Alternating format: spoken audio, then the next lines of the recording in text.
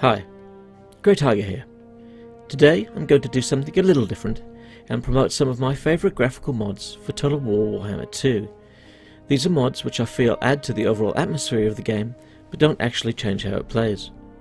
We start off with what I consider an essential to give the battles some much needed variety, which is the Ultimate Lighting and Random Weather mod by Miziski.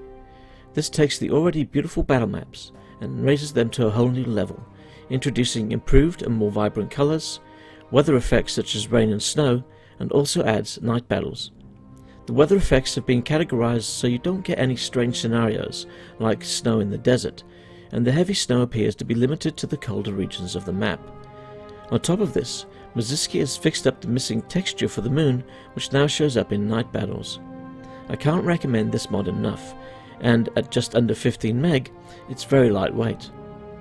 A lot of this functionality used to be available in the Total Random Weather mod, which is still available on the workshop. However, Miziski has noted that he will no longer be updating that, and instead suggests that you move over to the Ultimate Lighting mod for future updates.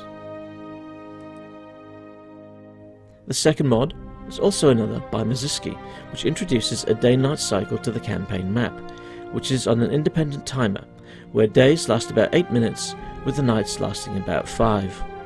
As part of this, Miziski has rewrote the campaign fog so it now moves, simulating cloud cover, and it fades or increases depending on the zoom level.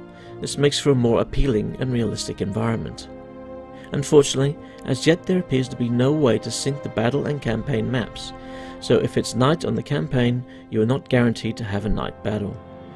These two mods, when used together, are a wonderful addition, adding an extra layer of atmosphere that I find compelling.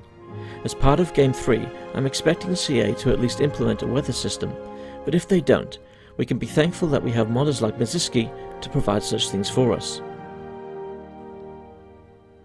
Now, the Blood and Gore DLC, which frankly should have just been a graphical option in the game from the start, is a nice addition, though I find that it gets out of hand far too quickly, with modders looking like they've been bathing in each other's blood. To fix this, I used the Less Blood, Less Gore 2 mod by Big Sir.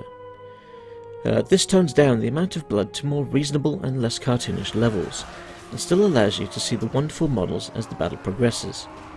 I know that we are dealing with a fantasy game, and realism is not exactly a high priority in any sense, but I find this mod's more realistic levels of blood makes the battles far more enjoyable to watch up close.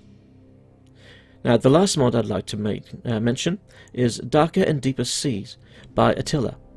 This does pretty much what it says on the tin, giving the sea a more vibrant and vivid colour palette and better contrast for a better visual experience.